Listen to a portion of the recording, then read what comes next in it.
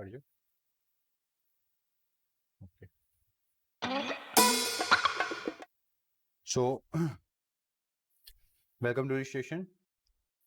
બધાનું ચેનલ પર સ્વાગત છે. ઘણા બધા વિદ્યાર્થી મિત્રો મને ઓનલાઈન જોઈ રહ્યા છે ફેસબુક માધ્યમ પર. આપણે આજે નવું ચેપ્ટર ચાલુ કરવાના છીએ અને ચેપ્ટરનું નામ છે વિદ્યુત ચુંબકીય પ્રેરણ.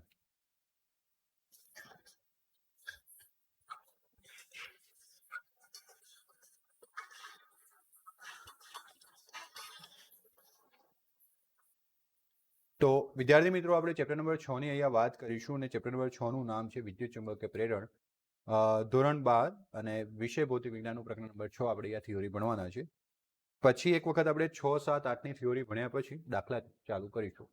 અને જો કે 7મા ચેપ્ટરથી દાખલા છે એવું સમજી લો, કારણ કે 8મા ચેપ્ટરની થિયોરી બહુ મોટી છે નહીં. ઓકે, તો ચેપ્ટર નંબર 6 ની વાત કરીએ, જેનું નામ છે વિદ્યુત ચુંબકીય પ્રેરણ. પ્રસ્તાવનાની વાત કરીએ સૌથી પ્રથમ.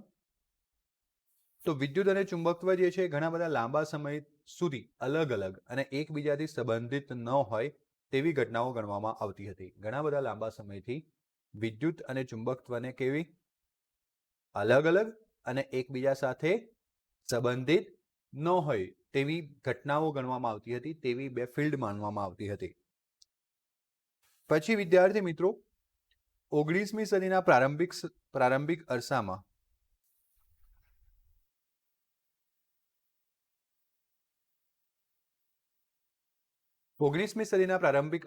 પ્રારંભિક દાયકામાં એટલે કે પ્રથમ 10 વર્ષમાં ઓસ્ટેડ નામના વૈજ્ઞાનિક, એમ્પિયર નામના વૈજ્ઞાનિક અને કેટલીક બીજા વૈજ્ઞાનિક જેમ કે ફેરેડે છે, બરાબર છે, એમ્પિયર છે, એમ્પિયરનું તો નામ આવી જ ગયું. એ જે વૈજ્ઞાનિકો છે એમણે વિદ્યુતના પ્રવાહ પરના પ્રયોગો દ્વારા એ હકીકતને પ્રસ્થાપિત કરી કે વિદ્યુત અને ચુંબકત્વ આંતર સંબંધિત છે. સૌથી પહેલા વિદ્યુત અને ચુંબકત્વની જે ઘટનાઓ છે એને અલગ અલગ માનવામાં આવતી હતી. કહેવાનો મતલબ વિદ્યુત ક્ષેત્રના અલગ નિયમો હતા, ચુંબકીય ક્ષેત્રના અલગ નિયમો હતા, જે આજે પણ છે, પરંતુ બંને અલગ અલગ જ બ્રાન્ચ માનવામાં આવતી હતી ભૌતિક વિજ્ઞાનની. પરંતુ ઓસ્ટેડ, આપણે જે ચોથા ચેપ્ટરમાં શરૂઆત કરી હતી કે વિદ્યુત પ્રવાહધારી તાર લીધો હતો ઓસ્ટેડે અને એની નીચે ચુંબકીય સોય મૂકીને એનું પુનરાવર્તનની નોંધ કરી હતી. ત્યાંથી એમને ખબર પડી કે વિદ્યુત પ્રવાહ આધારિત ચુંબકીય ઘટનાઓ પણ હોઈ શકે. અને આમ વિદ્યુત પ્રવાહ અને ચુંબકત્વની જે ઘટનાઓ છે અલગ અલગ માનવામાં આવતી હતી, એ ત્યાંથી આંતર સંબંધી છે તેવું એમણે શોધી કાઢ્યું. તેમણે શોધી કાઢ્યું કે ગતિમાન વિદ્યુત ભારોના લીધે ચુંબકીય ક્ષેત્રો ઉત્પન્ન થાય છે. ગતિમાન વિદ્યુત ભારોના લીધે કયા ક્ષેત્રો ઉત્પન્ન થાય છે? ચુંબકીય ક્ષેત્રો. ઉદાહરણ તરીકે વિદ્યુત પ્રવાહ તેની નજીકમાં મૂકવામાં આવેલ હોકા યંત્રની ચુંબકીય સોયમાં કોણાવર્તન ઉત્પન્ન કરે છે. અગર કોઈક વિદ્યુત પ્રવાહ હોય તો એની નજીકમાં શું મૂકવામાં આવે? હોકા યંત્ર, જે શું ઉત્પન્ન કરે છે? કોણાવર્તન. હવે જો હોકા યંત્રની અંદર ચુંબકીય સોય છે તો ચુંબકીય સોયનું કોણાવર્તન ચુંબકીય ક્ષેત્ર જ કરાવી શકે. ક્લિયર? હવે વિદ્યુત પ્રવાહધારિત તાર ચુંબકીય સોયનું કોણાવર્તન કરાવે છે, એનો મતલબ કે વિદ્યુત પ્રવાહધારિત તાર વડે કયું ક્ષેત્ર ઉત્પન્ન થાય છે? ચુંબકીય ક્ષેત્ર. આવી વાત આપણે કયા ચેપ્ટરમાં કરી હતી? ચોથા ચેપ્ટરમાં. કયા ચેપ્ટરમાં કરી હતી? ચોથા. 1 મિનિટ આપજો.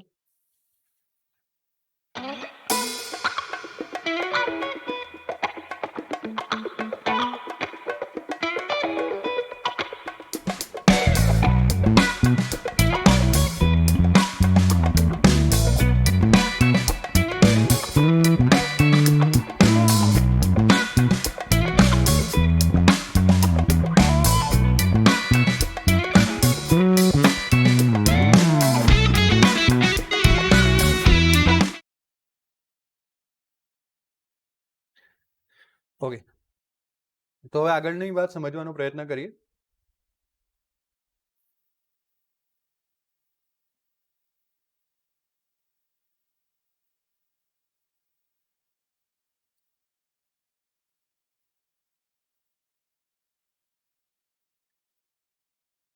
કુદરતી રીતે ઓકે, આપણે એવું સમજીએ કે વિદ્યુત પ્રવાહની નજીક જો આપણે હોકા યંત્ર મૂકીએ, શું મૂકીએ? હોકા યંત્ર, તો તે શું ઉત્પન્ન કરે છે? ચુંબકીય સોયમાં કોણાવર્તન. 1 મિનિટ.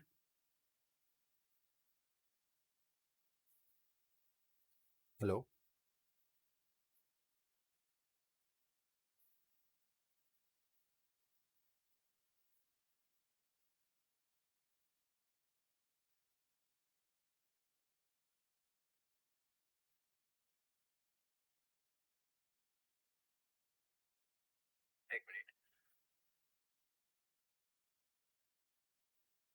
ઓકે, તો કુદરતી રીતે આ ઘટનાઓ એવો પ્રશ્ન ઉત્પન્ન કરે કે શું આનાથી ઉલટી પ્રક્રિયા શક્ય છે? એટલે આપણે શું ભણ્યું? વિદ્યુત પ્રવાહની નજીકમાં ચુંબકીય સોયને રાખતા ચુંબકીય ક્ષેત્ર ઉત્પન્ન થવાથી ચુંબકીય સોયનું પુનરાવર્તન થાય છે.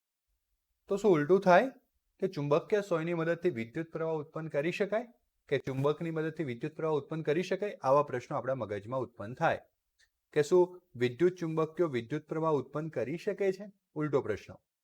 શું કુદરત એટલે કે પ્રકૃતિ વિદ્યુત અને ચુંબકત્વ વચ્ચેના આવા સંબંધને મંજૂરી આપે છે કે પછી એકતરફો સંબંધ છે કે વિદ્યુત પ્રવાહની મદદથી ખાલી ચુંબકીય ક્ષેત્ર ઉત્પન્ન કરી શકાય છે, ચુંબકની મદદથી વિદ્યુત ક્ષેત્ર ઉત્પન્ન કરી શકાય છે કે વિદ્યુત પ્રવાહ ઉત્પન્ન કરી શકાય છે? આવા મગજમાં પ્રશ્નો ઉત્પન્ન થાય અને આનો જવાબ છે હા. અત્યારે આપણે શ્યોરિટી સાથે કહી શકીએ કે હા, આપણે આવું કરી શકીએ છીએ. 1830ની આજુબાજુ ઇંગ્લેન્ડમાં માઇકલ ફેરાડે નામના વૈજ્ઞાનિક થઈ ગયા અને યુએસએમાં જોસેફ હેનરી નામના વૈજ્ઞાનિક થઈ ગયા. Joseph henry. તો આ બે વૈજ્ઞાનિકોએ અલગ અલગ રીતે, એક ભાઈએ યુએસએમાં અને બીજા ભાઈએ ઇંગ્લેન્ડમાં પ્રયોગો કર્યા અને પ્રયોગો દ્વારા એમણે દર્શાવ્યું કે બદલાતા ચુંબકીય ક્ષેત્રની અસર નીચે બંધ ગુચરાઓમાં શું ઉત્પન્ન થાય છે? વિદ્યુત પ્રવાહ આધારિત પ્રેરિત થાય છે. જો ચુંબકીય ક્ષેત્રને બદલતા જઈએ તો બંધ ગૂંચળું હોય, ગૂંચળું લેવાનું, એ પણ કેવું? બંધ. એટલે જ્યાંથી ચાલુ થાય ત્યાં શું થવું જોઈએ? પૂર્ણ. કારણ કે તમને ખબર છે કે વિદ્યુત પ્રવાહ હંમેશા બંધ માર્ગમાં જ વહન પામે છે. તો એમાં આપણે વિદ્યુત પ્રવાહને પ્રેરિત કરી શકીએ છીએ. શું કરી શકીએ છીએ? પ્રેરિત. આ પ્રકરણમાં આપણે એ જ કામ કરવાના છે કે બદલાતા ચુંબકીય ક્ષેત્ર સાથે સંકળાયેલ ઘટનાઓનો અભ્યાસ કરીશું. જો કે આમ તો ચુંબકીય ક્ષેત્ર આપણે ચોથા ચેપ્ટરથી શરૂ કર્યું છે શીખવાનું.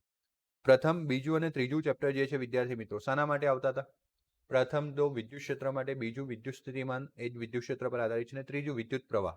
પ્રથમ અને બીજા ચેપ્ટરમાં આપણે વિદ્યુત ભારને સ્થિર રાખ્યો હતો, બરાબર છે ને? ત્રીજામાં વિદ્યુત ભારને ગતિ કરાવી, એટલે વિદ્યુત પ્રવાહની વાત કરી. ચોથા ચેપ્ટરમાં આપણે વિદ્યુત પ્રવાહ પરથી મળતા ચુંબકીય ક્ષેત્રોની વાત કરી. પાંચમામાં પણ આપણે ચુંબકત્વની વાત કરી, પરંતુ જે ઓલરેડી કુદરતી રીતે ચુંબકત્વ ધરાવે છે એ પદાર્થોની શું લાક્ષણિકતા છે, જેમ કે ચુંબકો છે, ફેરોમેગ્નેટિક પદાર્થો છે, એના પ્રકારો, ચુંબકીય ગુણધર્મના આધારે પદાર્થોના પ્રકારો વિશેની વાતો આપણે કરી પાંચમા ચેપ્ટરમાં. હવે છઠ્ઠા ચેપ્ટરમાં આપણે શું કરવાના છીએ? તો છઠ્ઠા ચેપ્ટરમાં આપણે ચુંબકીય ક્ષેત્રની મદદથી વિદ્યુત પ્રવાહને કઈ રીતના ઉત્પન્ન કરી શકીએ છીએ તે શીખવાના છે. અને એટલા માટે અહીંયા જે ચુંબકીય ક્ષેત્ર છે, આગળ આપણે જે બે ચુંબકીય ક્ષેત્રોવાળા ચેપ્ટર ભણ્યા, ચોથું અને પાંચમું, લગભગ એમાં આપણે ચુંબકીય ક્ષેત્ર અચળ માન્યું હતું. કેવું માન્યું હતું? અચળ. પણ હવે આપણે બદલાતા ચુંબકીય ક્ષેત્ર સાથેની ઘટનાઓનો શું કરવાના છે? અભ્યાસ કરવાના છીએ. આ અંતર્ગત સિદ્ધાંતોને આપણે સમજીશું. એ ઘટના કે જેમાં બદલાતા ચુંબકીય ક્ષેત્રો દ્વારા વિદ્યુત પ્રવાહ ઉત્પન્ન થાય છે તેનો આપણે યોગ્ય રીતે વિદ્યુત ચુંબકીય પ્રેરણ કહેવામાં આવે છે. અને આપણે એવી ઘટનાનો અભ્યાસ કરીશું કે જેમાં બદલાતા જતા ચુંબકીય ક્ષેત્રથી વિદ્યુત પ્રવાહને ઉત્પન્ન કરી શકાય. અને આ ઘટનાનું નામ શું આપ્યું આપણે? વિદ્યુત ચુંબકીય પ્રેરણ. આપણે વાત કરી કે આ ક્ષેત્રમાં બે વૈજ્ઞાનિકોએ કામ કરેલું છે. એક છે ફેરેડે અને બીજો છે જોસેફ હેનરી. તો ફેરેડે સૌપ્રથમ તેની શોધ કરી હતી, તેમની શોધ જાહેર કરી કે ગજિયો ચુંબક અને વાયર લૂપ એટલે કે તારનો બંધગાળો વચ્ચે જો સાપેક્ષ ગતિ કરાવવામાં આવે તો એ બંધગાળામાં સૂક્ષ્મ વિદ્યુત પ્રવાહ શું કરે છે? ઉત્પન્ન કરે છે. સૌથી પહેલા ફેરેડે એવી જાહેરાત કરી, એટલે કે એમની શોધને જાહેર કરી કે ભાઈ ગજિયા ચુંબકને અને વાયર લૂપને તમે એક ગજિયો ચુંબક લો અને ગજિયા ચુંબકની સામે તમે શું કરો? વાયરની લૂપ મૂકો અને આ બંનેની સાપેક્ષ ગતિ કરાવો તો શું ઉત્પન્ન થાય છે? વાયર લૂપમાં વિદ્યુત પ્રવાહ ઉત્પન્ન થાય છે, સૂક્ષ્મ વિદ્યુત પ્રવાહ ઉત્પન્ન થાય છે. તો એમણે જ્યારે કોન્ફરન્સમાં ઘણા બધા વૈજ્ઞાનિકોની સામે આ જે એમની શોધ છે એને જાહેર કરી, બરાબર, તો બધા હસી પડ્યા. બધા શું થયા? હસી પડ્યા. એમણે પ્રશ્ન પૂછ્યો કે આનો ઉપયોગ શું? તમે શોધી તો લાયા છો, પણ એનો ઉપયોગ શું કરશો? એટલે ફેરાડે બહુ ઇન્ટેલિજન્ટ અને મતલબ પ્રયોગ કરતા હતા. એક્સપેરિમેન્ટલ વર્ક એમનું વધારે હતું. એક્સપેરિમેન્ટલ વર્ક કરનાર વર્કર હતા, કહેવાનો મતલબ કે સાયન્ટિસ્ટ હતા. એટલે ઘણા બધા પ્રયોગો એમણે કર્યા છે અને એટલા માટે તો ડેફિનેટલી કે એમનામાં આવડત તો બહુ હોય. એટલે એમણે પોતાની સ્કિલ પ્રમાણે એવો જવાબ આપ્યો કે ભાઈ કોઈ નવજાત શિશુનો ઉપયોગ શું છે? હે ને? પહેલેથી થોડી નક્કી થાય કે આ બાળક જે છે મોટો થઈને આઈન્સ્ટાઈન બની જશે, કે આ બાળક મોટો થઈને મોદી બની જશે. પહેલાથી તો નક્કી ના હોય ને. એટલે જો તમે મને એવું કહી દો કે આ નવજાત શિશુને આપણે લાયા છીએ તો એનો ઉપયોગ શું છે, તો હું તમને એમ કહી દઉં કે આનો ઉપયોગ આ છે. કહેવાનો મતલબ કે એ વખતે આનું કોઈ ઇમ્પોર્ટન્સ નહોતું. અને કદાચ વૈજ્ઞાનિકો બી સામે બેઠેલા કે મૂર્ખા તો હશે ને, એમનો પ્રશ્ન એમ હતો કે ભાઈ ફેરાડે તમે આવો મોટો પ્રયોગ કર્યો તો આનો કોઈ ફાયદો ખરો, એ તમને મગજમાં ધ્યાનમાં છે? તો ફેરાડેને એ વખત ખરેખર નહોતી ખબર કે એમની શોધ અદ્ભુત ક્રાંતિ લાવશે. તો ફેરેડે એમને એમ કીધું હતું કે ભાઈ નવજાત શિશુનો ઉપયોગ શું, એવી મારી શોધ છે. તો કોઈક નવજાત શિશુ મોટા થઈને ભાઈ મોદી બની શકે, આઈન્સ્ટાઈન બની શકે, એમ આમની આ ફેરેડેની આ શોધ છે ને, એ આજે આપણને વિદ્યુત ઉર્જા પૂરી પાડે છે. આપણે વિદ્યુત ઉર્જા વગર એક દિવસ, એક મિનિટ, એક ક્ષણ ના ચાલી શકે. ક્લિયર? કેટલી બધી વિદ્યુત ઉર્જા આપણે વાપરીએ છીએ. એ વિદ્યુત ઉર્જા આપણને શાના વડે મળે છે? તો સર તમે કહેશો સર જનરેટર વડે આપણે ઉત્પન્ન કરીએ છીએ. અને એ જનરેટરની અંદર જે સિદ્ધાંત છે ફેરેડેનો સિદ્ધાંત છે. જનરેટર જે સિદ્ધાંત પર કામ કરે છે એ સિદ્ધાંત કોણે આપ્યો તો? ફેરેડે. અને ફેરેડેની આ શોધે ખરેખર બહુ મોટી ક્રાંતિ આપણને લાવી આપી છે. તો વિદ્યુત ચુંબકીય પ્રેરણની ઘટના માત્ર સૈદ્ધાંતિક અથવા શૈક્ષણિક રસ ધરાવવા પૂરતી નથી, પરંતુ તેની વ્યવહારિક ઉપયોગિતા છે. એવી વિશ્વની કલ્પના કરો કે જ્યાં વીજળી નથી, ના કોઈ વિદ્યુત પ્રકાશ છે, ના કોઈ ટ્રેન છે. કારણ કે પહેલા ટ્રેન માનો કે કોલસાથી ચાલતી હતી, પણ કોલસો તો આમ પણ તમને ખબર છે કે પેટાળમાં હવે ખાલી થવા આવ્યો છે. ઉપરથી પાછું શું કરે છે? પ્રદૂષણ ફેલાવે છે. એટલે અત્યારે આપણે ટ્રેન શાનાથી ચલાવીએ છીએ? વીજળીથી ચલાવીએ છીએ. બરાબર? ના કોઈ ટેલિફોન હોત, ના કોઈ પર્સનલ કોમ્પ્યુટર હોત, ના તમારા હાથમાં મોબાઈલ હોત, અને કદાચ તમારા હાથમાં મોબાઈલ હોત, મારા જોડે કોમ્પ્યુટર ના હોત, તો હું કઈ રીતના તમને બનાવી શકતો? ક્લિયર? ફેરેડે અને હેનરીના પ્રારંભિક પ્રયોગોને આધુનિક સમયમાં જનરેટર્સ, મેં તમને કીધું તેમ, તમે એવું કહેશો કે સર વિદ્યુત તો કોણ ઉત્પન્ન કરી આપે છે? જનરેટર્સ. જનરેટરની અંદર કયો સિદ્ધાંત છે? ફેરેડેનો. તો જે આ ફેરેડે અને હેનરી બંનેના કામ સરખા હતા, બંને અલગ અલગ દેશોમાં હતા. તો એમના જે આ પ્રયોગો છે એમનો આધુનિક જનરેટર્સ અને ટ્રાન્સફોર્મર્સના વિકાસમાં સીધો જ ફાળો છે. જનરેટર્સ તો તમને ખબર છે, જે યાંત્રિક ઉર્જાનું વિદ્યુત ઉર્જામાં રૂપાંતરણ કરે. અને બીજું છે ટ્રાન્સફોર્મર, જે વોલ્ટેજને અપ ડાઉન કરવાનું કામ કરે, ઊંચો નીચો કરવાનું કામ કરે. ક્લિયર? આપણે આને ભણવાના છીએ આગળ. તો આજની સભ્યતાની પ્રગતિમાં વિદ્યુત ચુંબકીય પ્રેરણની શોધનો મહત્વનો ફાળો છે. અત્યારની જે સભ્યતા છે, આજનું જે કલ્ચર છે, આજની જે આપણી લાઈફસ્ટાઈલ છે, હે, એમાં આપણી આજે ફેરેડે અને હેનરીની જે શોધો છે એમનો ખૂબ મોટો ફાળો છે. કારણ કે તમે વિચારો કે આજે આપણે ઘણી બધી વસ્તુઓ આપણી જીવનને સહેલું બનાવવા માટે વાપરીએ છીએ. જેમ કે બાઇક્સ છે, મોટર છે, મોબાઈલ છે, ઘણી બધી વસ્તુ. રંગબેરંગી કપડાં પણ પહેરીએ છીએ. તો કપડાં પણ ક્યાં બને? આ બધું ક્યાં બને? જે કઈ વસ્તુ આપણે વાપરીએ એ બધું ક્યાં બને? કંપનીઝમાં, ઇન્ડસ્ટ્રીઝમાં. ઇન્ડસ્ટ્રી અને કંપનીને રન કરવા માટે સૌથી પહેલી જરૂરિયાત શાની હોય? વિદ્યુત ઉર્જાની હોય, હે ને? બરાબર? તો તમે સમજી શકો કે કેટલું ઇમ્પોર્ટન્સ રહ્યું હશે. ફેરેડે અને હેનરીના પ્રયોગોની અગર આપણે વાત કરીએ તો જો હું આજે તમને આ પ્રયોગો શીખવાડીશ, અને 3 પ્રયોગો છે આપણે આજે શીખવાના છે આજના લેક્ચરમાં. તો ફેરેડે અને હેનરીના પ્રયોગોની વાત કરીએ તો વિદ્યુત ચુંબકીય પ્રેરણની શોધ અને સમજ ફેરેડે અને હેનરી દ્વારા કરવામાં આવેલ શ્રેણીબદ્ધ પ્રયોગો પર આધારિત છે. એમાંથી આપણે કેટલાક પ્રયોગોનું વર્ણન કરીએ તો પ્રયોગ 6.1ની વાત કરીએ કે આ 6.1 પ્રયોગ શું છે? બતાવે છે કે એક ગૂંચળું C1, જેની ઉપર તમે સ્ટાર પણ મૂકી શકો. એટલે સ્ટાર કેમ મૂકેલો છે એ પણ હું તમને સમજાવી દઉં. એવું કહેવા માંગે છે કે જ્યાં ગૂંચળું અથવા લૂપ શબ્દનો ઉપયોગ કરવામાં આવે છે ત્યારે એવું ધારવાનું કે તે વાહક દ્રવ્યનું બનેલું છે. શાનું બનેલું છે? અને અવાહક દ્રવ્યના આવરણ ધરાવતા તારનો ઉપયોગ કરીને તેને તૈયાર કરવામાં આવેલું છે. મતલબ કે ઇન શોર્ટ, આપણી જોડે જે પેલો અવાહક પડવાળો વાયર હોય ને, એ વાયરને આમ ગોળ ગોળ વીટેલો છે, એવું સમજી લેવાનું. ક્લિયર? કેમ અવાહક પડ જોઈએ? જો આ બે વાયર છે, તો અહીંયા અવાહક પડ ના હોય તો બંને જોઈન્ટ થઈ જાય ને, એટલા માટે વચ્ચે છૂટા પડવા માટે અવાહકનું પડ જોઈએ. ઇન શોર્ટ, આ તમે ગૂંચળું લઈ શકો, તમે ગૂંચળાને નાખો, ગૂંચળું નાખો તો લૂપ કહી શકો, લૂપ નાખો તો સોલેનોઇડ કહેવાય. ઘણા બધા આટાવાળું ગૂંચળું હોય ને આપણે શું કહીએ છીએ આગળના ચેપ્ટર પ્રમાણે? સોલેનોઇડ કહીએ છીએ. એને આપણે ગેલ્વેનોમીટર G સાથે જોડેલું છે. તમે એ આકૃતિમાં જોઈ શકો કે એને આ ગૂંચળાને આપણે ગેલ્વેનોમીટર G સાથે જોડેલું છે. ગેલ્વેનોમીટર G નું શું કામ હશે? વિદ્યુત પ્રવાહની હાજરી નોંધવાનું કામ હશે. બરાબર? ગૂંચળામાં વિદ્યુત પ્રવાહ વહે છે કે નહીં તેની હાજરીની નોંધ કોણ કરી આપશે? ગેલ્વેનોમીટર. જ્યારે ગજિયા ચુંબકને ઉત્તર ધ્રુવના ગૂંચળા તરફ ધકેલાય છે, જ્યારે ગજિયા ચુંબકનો ઉત્તર ધ્રુવ ગૂંચળા તરફ ધકેલાય છે ત્યારે ગેલ્વેનોમીટરમાં દર્શકનું શું થાય છે? કોણાવર્તન. અને જો તમે અહીંયા આવી રીતના આ ગુચરાનો ઉત્તર ધ્રુવ છે, એને આ ચુંબકનો ઉત્તર ધ્રુવ છે ગજિયા ચુંબકનો, એને કોની તરફ ખસેડો છો? ગુચરા તરફ. તો આ ગુચરાની અંદર ગેલ્વેનોમીટર આમ હોય, શૂન્ય પર હોય તો એની જગ્યાએ આમ ત્રાસું થયું, મતલબ કે શું થયું? કોણાવર્તન થયું. આ શું બતાવે છે? જ્યારે ગેલ્વેનોમીટર કોણાવર્તન કરે ત્યારે બતાવે છે કે ગેલ્વેનોમીટરનું કોણાવર્તન થાય ત્યારે બતાવે છે કે અંદર ગુચરામાંથી શું ઉત્પન્ન થઈ રહ્યો છે અથવા શું પ્રસાર થઈ રહ્યું છે? વિદ્યુત પ્રવાહ. તો તમને નવાઈ લાગશે કે ભાઈ આપણે જનરલી વિદ્યુત પ્રવાહ કોઈમાંથી વહેવડાવવો હોય, માનો કે આમાંથી આપણે વિદ્યુત પ્રવાહ વહેવડાવવો છે, તો આપણે અહીંયા વચ્ચે શું જોડવી પડે? બેટરી જોડવી પડે ને. પણ આમાં કોઈ જગ્યાએ બેટરી છે ના, છતાંય આપણને ગેલ્વેનોમીટરમાં વિદ્યુત પ્રવાહ મળ્યો. એટલા માટે આ વિદ્યુત પ્રવાહને આપણે પ્રેરિત વિદ્યુત પ્રવાહ કહીએ છીએ.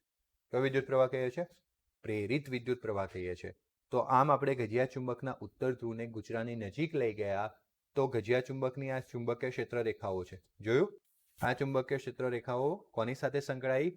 ગુચરા સાથે. એટલે કે ગજિયા ચુંબકનું ચુંબકીય ક્ષેત્ર ગુચરા સાથે સંકળાયું અને તેથી ગુચરાની અંદર શું ઉત્પન્ન થયું? વિદ્યુત પ્રવાહ. ગેલ્વેનોમીટર પરથી આપણે એની નોંધ કરી શકીએ. જે ગુચરામાં વિદ્યુત પ્રવાહની હાજરી સૂચવે છે. આ કોણાવર્તન જ્યાં સુધી ગજિયો ચુંબક ગતિમાં હોય ત્યાં સુધી જ રહે છે. માનો કે આ ગજિયો ચુંબક અને આ ગુચરું, હું આમ નજીક લઈને જાઉં છું, જ્યાં સુધી આની ગતિ ચાલુ રાખું છું ત્યાં સુધી કોણાવર્તન જોવા મળશે, અને હું આમ બંધ કરી દઈશ તો કોણાવર્તન શું થઈ જશે? બંધ થઈ જશે. જ્યારે ચુંબકને સ્થિર રાખવામાં આવે ત્યારે ગેલ્વેનોમીટર કોઈ પણ કોણાવર્તન બતાવતું નથી. જે પેલો કાંટો છે ને એ એકદમ વચ્ચે આવી જાય કોઈ પણ કોણાવર્તન ના થતું હોય ત્યારે, એટલે કે બતાવે છે કે પ્રવાહ કેટલો છે? શૂન્ય. જ્યારે ગજિયા ચુંબકને ગુચરાથી દૂર લઈ જવામાં આવે ત્યારે ગેલ્વેનોમીટરનું વિરુદ્ધ દિશામાં કોણાવર્તન થાય. નજીક લઈ જતા માનો કે આ બાજુ કોણાવર્તન થયું હોય તો દૂર લઈ જતા વિરુદ્ધ દિશામાં થાય. ક્લિયર? જે બતાવે છે કે ગુચરામાં વિદ્યુત પ્રવાહની દિશા શું થઈ છે? ઉલટાઈ ગઈ છે. સમજણ પડી? થિયોરિટિકલ જ છે, બિલકુલ ધ્યાનથી યાદ રાખવાનું છે. જે વિદ્યુત પ્રવાહની દિશા ઉલટાઈ જવાનું હોવાનું સૂચવે છે. વધુમાં જ્યારે ગજિયા ચુંબકનો દક્ષિણ ધ્રુવ ગુચરાની નજીક કે દૂર લઈ જવામાં આવે ત્યારે ગેલ્વેનોમીટરમાં મળતા કોણાવર્તનનો ઉત્તર ધ્રુવના કિસ્સામાં તેવી જ ગતિ માટે મળતા અનુરૂપ કોણાવર્તનોના વિરુદ્ધ દિશાના હોય છે. એવું કહે છે કે ગજિયા ચુંબકનો દક્ષિણ ધ્રુવ જે છે એ ગુચરાની ક્યાં લઈ જવામાં આવે? નજીક કે દૂર. તો ગેલ્વેનોમીટરમાં જે મળતા કોણાવર્તનો છે એ ઉત્તર ધ્રુવના કિસ્સામાં જે મળ્યા હતા તેના કરતાં કેવા હોય? વિરુદ્ધ. માનો કે ઉત્તર દિશામાં ગુચરાની નજીક લઈ જાઓ તમે ઉત્તર ધ્રુવને ગુચરાની નજીક લઈ જાઓ અને આ દિશામાં કોણાવર્તન થતું હોય, બરાબર? તો હવે માનો કે તમે દક્ષિણ ધ્રુવને લઈને જાઓ તો એની કઈ દિશામાં જાય? વિરુદ્ધ. તમે જો ઉત્તર ધ્રુવને દૂર લઈ જાઓ તો આવું કોણાવર્તન થતું હોય, તો તમે જે દક્ષિણ ધ્રુવને દૂર લઈ જાઓ તો એનાથી વિરુદ્ધ કોણાવર્તન થાય. સમજાઈ ગયું? જ્યારે ગુચરાને ઝડપથી ગુચરા તરફ કે તેનાથી દૂર લઈ જવામાં આવે છે ત્યારે કોણાવર્તન એટલે કે વિદ્યુત પ્રવાહ કેવો જોવા મળે છે? વધુ. બહુ ઝડપથી તમે અગર ગુચરાને નજીક અથવા દૂર લઈ જાઓ છો તો વધુ વિદ્યુત પ્રવાહ જોવા મળે છે. આનાથી વિરુદ્ધ જ્યારે ગજિયા ચુંબકને સ્થિર રાખવામાં આવે છે, કેવું રાખવામાં આવે છે? સ્થિર. બરાબર? એને પકડી રાખવામાં આવે અને ગુચરા C1ને ચુંબક તરફ અથવા દૂર ખસેડવામાં આવે તો હવે આ ચુંબકને સ્થિર પકડી રાખ્યો અને હવે કોને નજીક લઈ જાય છે? ગુચરાને નજીક અથવા તો ક્યાં લઈ જાય છે? દૂર. એટલે પહેલા આપણે ગુચરાને સ્થિર રાખ્યું હતું, ચુંબકની ગતિ કરાવી હતી. હવે ચુંબકને સ્થિર રાખ્યો, કોની ગતિ કરાવી છે? ગુચરાની. તો પણ સમાન અસરો આપણને જોવા મળે છે. કહેવાનો મતલબ ગુચરામાં શું થાય છે? પ્રવાહ ઉત્પન્ન થાય છે. એ દર્શાવે છે કે આજે પ્રયોગના આપણે અહીંયા પરિણામોની ચર્ચા કરી, એ દર્શાવે છે કે ગુચરું અને ચુંબક જે છે એમની વચ્ચેની જે સાપેક્ષ ગતિ છે, અને તમે ગુચરાને સ્થિર રાખ્યું, ચુંબકની ગતિ કરાવી, અથવા ચુંબકને સ્થિર રાખ્યું, ગુચરાની ગતિ કરાવી, બરાબર?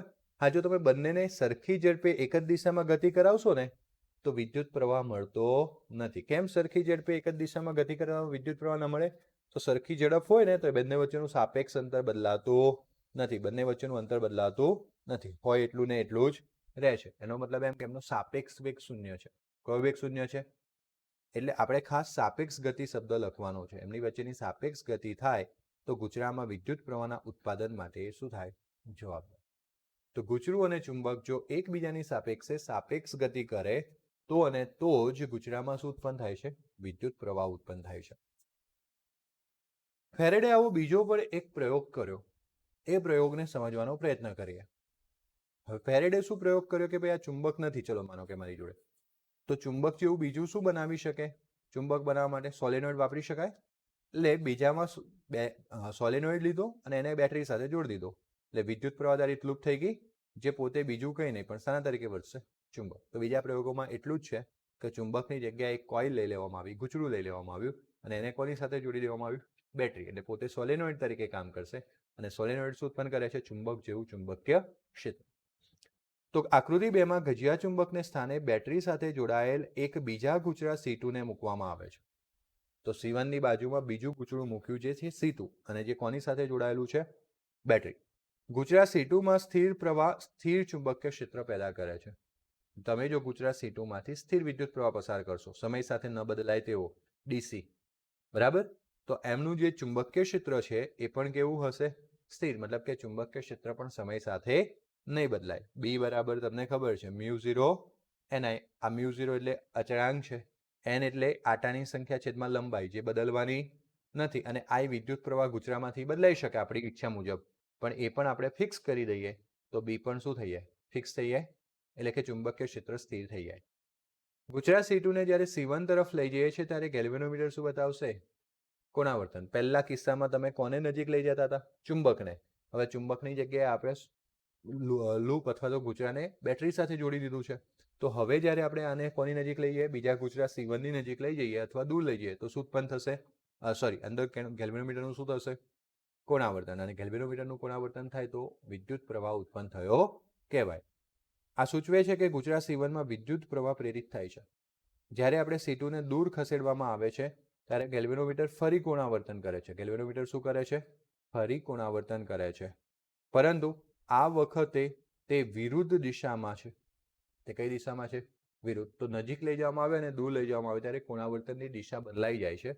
એનું રીઝન એ છે કે વિદ્યુત પ્રવાહની દિશા ગૂંચળામાં શું થાય છે? બદલાય છે. જ્યાં સુધી ગૂંચળું C2 ગતિમાં હોય ત્યાં સુધી શું થાય? કોણાવર્તન થાય. આગળની થિયરીમાં ભણ્યા હતા કે જ્યાં સુધી ચુંબકને ગતિમાં રાખો ત્યાં સુધી કોણાવર્તન મળે. ચુંબક સ્થિર તો કોણાવર્તન પણ 0. કોણાવર્તન સ્થિર થઈ જાય, 0 થઈ જાય. એનો મતલબ કે વિદ્યુત પ્રવાહ મળતો નથી. જ્યારે ગૂંચળા C2 ને સ્થિર રાખવામાં આવે ને C1 ને ખસેડવામાં આવે, ત્યાં પણ બે કેસ કર્યા હતા કે આપણે C ને ગૂંચળાને ફિક્સ રાખ્યું હતું, ચુંબકને ખસેડ્યું હતું. ચુંબકને ફિક્સ રાખ્યું હતું, ગૂંચળાને ખસેડ્યું હતું. સરખી અસર મળતી હતી. એમ આપણી જોડે આ બે ગૂંચળા છે, C1 અને C2. C1 સાથે ગેલ્વેનોમીટર જોડેલું છે, C2 સાથે બેટરી જોડેલી છે. તો અગર C1 ને સ્થિર રાખીને C2 ને નજીક દૂર લઈ જાઓ અથવા C2 ને સ્થિર રાખીને C1 ને નજીક દૂર લઈ જાઓ, બરાબર, અથવા તો બંનેને ગતિમાં રાખીને સાપેક્ષ ગતિ કરાવો, એટલે કે અંતર કાં તો બંનેની વચ્ચે ઘટવું જોઈએ કાં તો વધવું જોઈએ, ત્યારે પણ આપણને કોણાવર્તન જોવા મળે છે. ત્યારે પણ અહીંયા સમાન અસરો જોવા મળે છે. એનો મતલબ એમ થયો કે અહીં ગૂંચળાઓની વચ્ચેની જે સાપેક્ષ ગતિ છે તે વિદ્યુત પ્રવાહને શું કરે છે? પ્રેરે છે.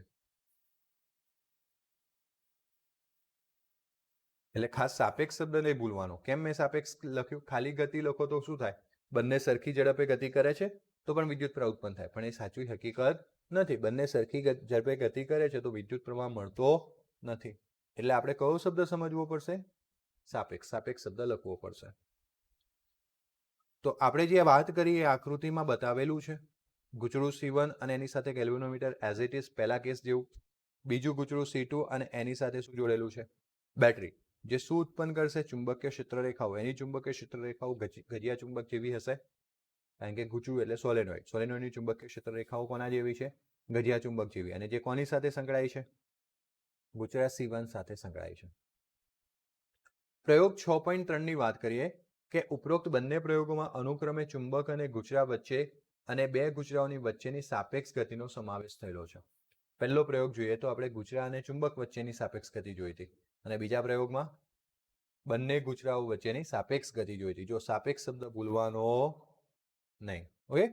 ફેરેડે અન્ય એક પ્રયોગમાં દર્શાવ્યું હતું કે સાપેક્ષ ગતિ એ અનિવાર્ય શરત જરૂરી નથી. ફેરેડે બીજા પણ પ્રયોગો કર્યા હતા, 3 જ નહોતા કર્યા. અને બીજા એક પ્રયોગમાં એવું દર્શાવ્યું કે આ જે ગતિ છે એ હંમેશા સાપેક્ષ ગતિ એવું જરૂરી નથી. બાકી વિચારો કે ખાલી ને ખાલી ગતિથી અગર વિદ્યુત ક્ષેત્ર ઉત્પન્ન થતું તો આજે આપણે શું કરવું પડતું? સોસાયટીની બહાર લૂપ રાખવી પડતી, અને અહીંયા આપણે 10 જણાએ ચુંબક ઊંચું કરવાનું, મોટું ચુંબક લઈને, અને દોડવાનું લૂપ બાજુ, પાછું રિટર્ન દોડવાનું. એટલે ઘરમાં પેલા મમ્મી, બેન, જે લેડીઝ વર્ક હોય એ મિક્સર ચલાવીને તમારું ખાવાનું બનાવી દે, બરાબર. પાછું તમારે ગજિયો ચુંબક લેવાનું, દોડવાનું અંદર આમ, એટલે પાછી ટીવી ચાલુ થાય, એમને સિરિયલ દેખાઈ જાય ત્યાં સુધી. અને તમારે ક્રિકેટ મેચ જોવી હોય તો પેલા બહેનો બહાર આવી જશે, એ ગજિયો ચુંબક લેશે, દોડશે ગુજરા બાજુ. સારું, કેવું મજા આવત ને.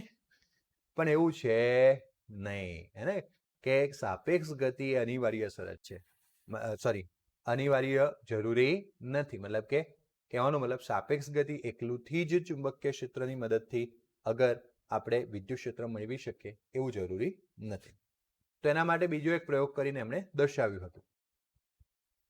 તો આકૃતિ 6.3માં આ પ્રયોગ આપણે જોઈએ તો આકૃતિ 6.3માં સ્થિર રાખેલ બે ગુચરા C1 અને C2 ને દર્શાવે છે. હે ને, થોડુંક તમારું જો અગર મગજમાં વિચારસરણી હોય એ ફિક્સ થતું જાય, આપણે ધારીએ એવું થતું જાય, આપણે ખુશ થઈ જઈએ.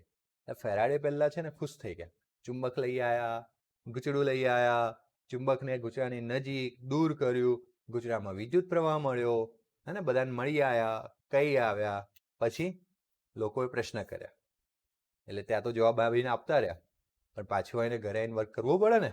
એટલે પછી એમણે શું કર્યું કે આ તો ચુંબક તો ઠીક છે, હવે મળતા ના હોય, ગજિયા ચુંબક બનાવવા પડે.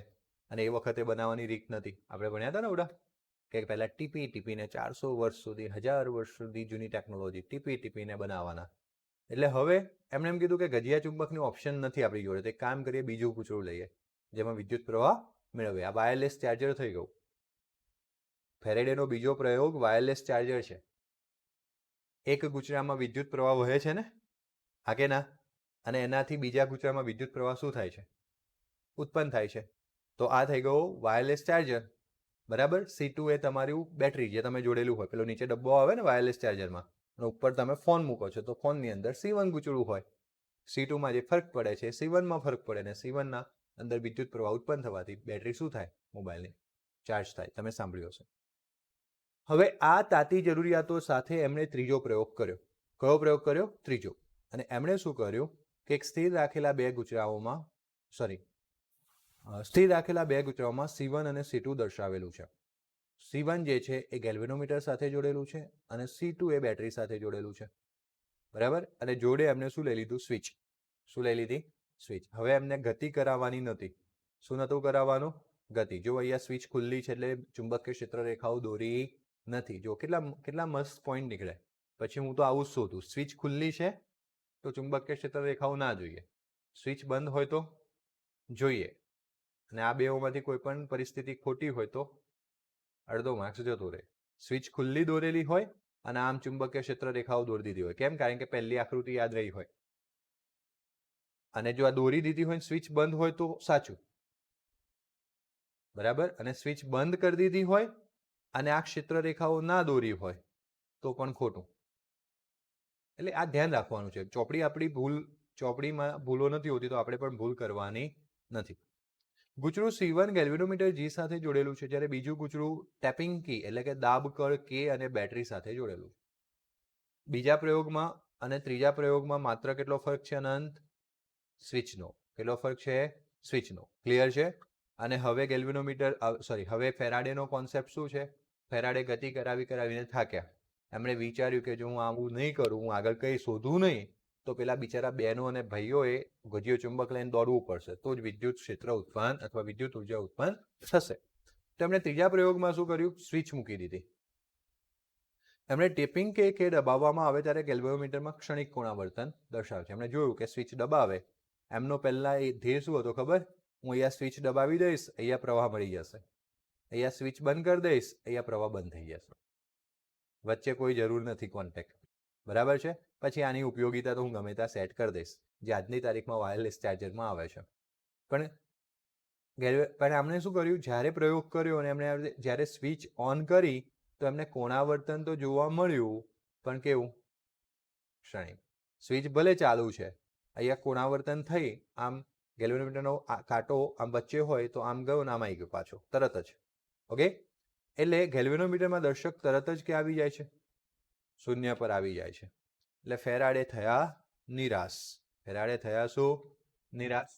એટલે હવે તમે પ્રયોગ કરતા હોય, માનો કે તમે ફેરાડે છો અને તમને કશું મળતું જ નથી, મતલબ તમે જે ધાર્યું હતું કે હું એક સ્વિચ ઓન કરી દઈશ એટલે બીજામાં વિદ્યુત પ્રવાહની આમ લાઈન લાગી જશે, બંધ કરી દઈશ એટલે ત્યાં વિદ્યુત પ્રવાહ બંધ થઈ જશે.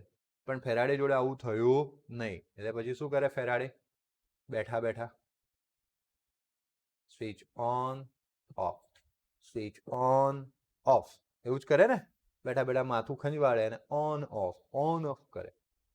એ કરતા કરતા કરતા એમણે એક માઇક્રો અવલોકન કર્યું, માઇક્રો ઓબ્ઝર્વેશન કર્યું, નાનામાં નાનું અવલોકન. એમણે જોયું કે એ સ્વિચ ચાલુ કરે છે તો ગેલ્વેનોમીટર થોડુંક કોણાવર્તન બતાવે છે અને પાછું 0 પર આવી જાય છે. એમણે જોયું કે સ્વિચ બંધ કરે છે ને ત્યારે બી કોણાવર્તન થાય છે, પણ એની વિરુદ્ધ દિશામાં. પહેલા સ્વિચ ઓન કર્યું ને આમ કોણાવર્તન થઈને 0 પર આવી ગયું હોય, તો સ્વિચ બંધ કરે છે તો વિરુદ્ધ દિશામાં જઈને આમ પાછું આવે છે. અને પછી એમણે કંઈક તથ્ય શોધી નાખ્યું. ઓકે, એને સમજવાનો પ્રયત્ન કરીએ. જો કળ એટલે કે સ્વિચ સતત દબાવી રાખવામાં આવે તો ગેલ્વેનોમીટરમાં કોઈ કોણાવર્તન થતું નથી. પણ જો આને કળને મુક્ત કરવામાં આવે, છોડી દેવામાં આવે, તો ફરીથી વિરુદ્ધ દિશામાં ક્ષણિક કોણાવર્તન આપણને જોવા મળે છે. તો કે જોયું, ચાલુ કરતી વખતે ને બંધ કરતી વખતે ક્ષણિક કોણાવર્તન જોવા મળે છે, અને એ પણ ગયું વિરુદ્ધ દિશામાં. એવું પણ જોવા મળ્યું કે જ્યારે ગુજરાઓને તેમની ધરી પર લોખંડનો એક સળિયો મૂકવામાં આવે તો કોણાવર્તન અકલ્પનીય રીતે વધી જાય છે. એમણે ઘણા બધા પ્રયોગો કર્યા હતા. એક પ્રયોગમાં એવું હતું કે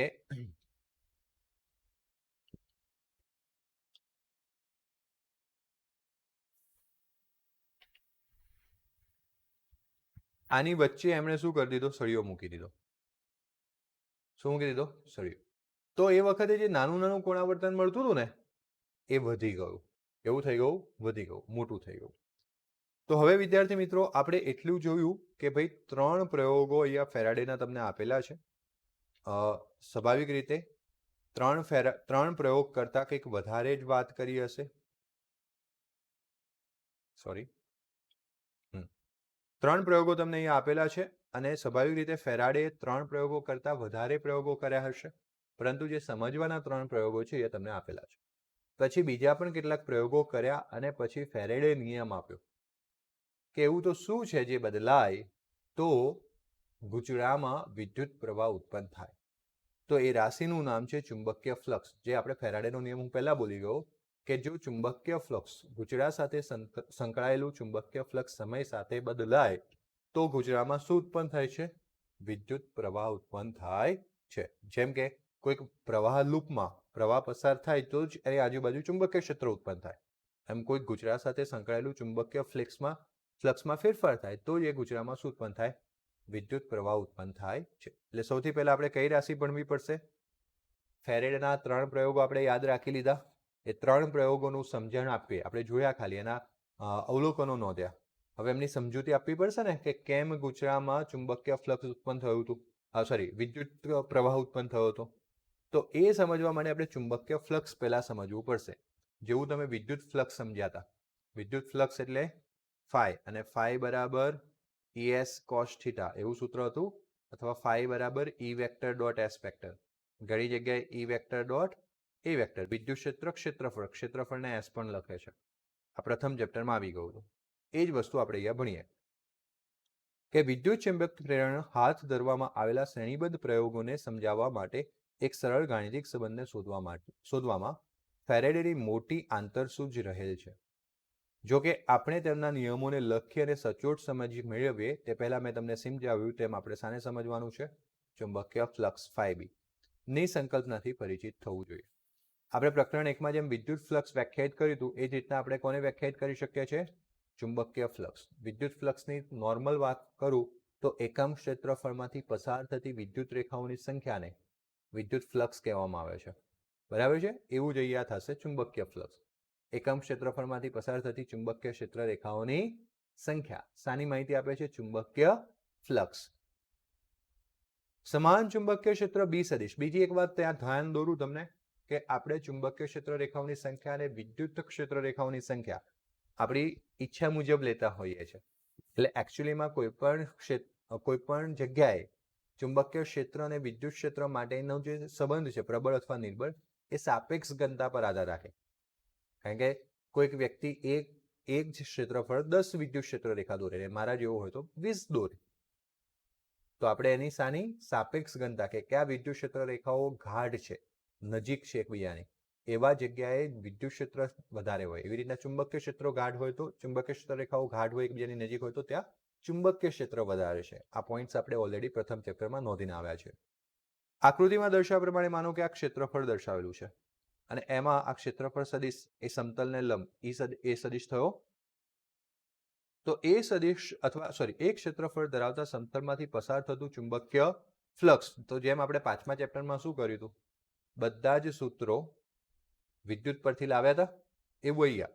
ત્યાં ફ્લક્સ ફાઈ બરાબર હતું ઈ એ કોસ થીટા. શું હતું? તો અહીંયા શું છે? બી એ કોસ થીટા. ત્યાં ઈ વેક્ટર ડોટ એ વેક્ટર હતું, અહીંયા શું છે? બી વેક્ટર ડોટ એ વેક્ટર. અને ચુંબકીય ફ્લક્સ છે એટલે બી લખવામાં આવ્યો, જ્યાં થીટા એટલે બી અને એ વચ્ચેનો ખૂણો. ક્ષેત્રફળ એક સદિશ રાશિ છે, તેની સંકલ્પનાનો આપણે ઉપયોગ કરી ચૂક્યા છે. પ્રકરણ નંબર 1માં આપણે વાત કર્યું હતું કે કોઈ પણ સપાટીને દર્શાવતો ક્ષેત્રફળ સદિશ સપાટીને લંબ હોય અને બહાર તરફ હોય છે. સપાટી એકને વક્ર સપાટી અને અનિયમિત ક્ષેત્રો માટે પણ વિસ્તારી શકાય. આકૃતિમાં દર્શાવ્યા પ્રમાણે માનો કે આવી વક્ર સપાટી હોય અને આમાંથી પસાર થતું ચુંબકીય ફ્લક્સ થતું હોય તો આપણે એને નાના નાના ભાગમાં વેચી નાખીશું. આવો એક નાનો ભાગ અહીંયા લીધો જે આઈમો છે, જેનું ક્ષેત્રફળ ડી એ આઈ સદિશ છે અને એમાંથી પસાર થતું ચુંબકીય ક્ષેત્ર બી આઈ સદિશ છે. તો આ ખંડ માટે ચુંબકીય ફ્લક્સ કેટલું થાય? માનો કે એને પ્રથમ નંબર લઈએ. કયો નંબર લઈએ? પ્રથમ. તો B1 ડોટ DA1. એવું બીજા માટે? તો આપણે કોઈ પણ વક્ર સપાટીને અલગ અલગ ભાગોમાં વેચી નાખીએ અને દરેકમાંથી પસાર થતા ચુંબકીય ફ્લક્સનું શું કરી દઈએ? સરવાળો. આ સરવાળાને આપણે શાના વડે દર્શાવ્યો છે? સિગ્મા. BI dot DAI. અને જો સરવાળો સતત હોય તો સંકલન થઈ જાય, BI ડોટ DAI. સમજણ પડી ગઈ?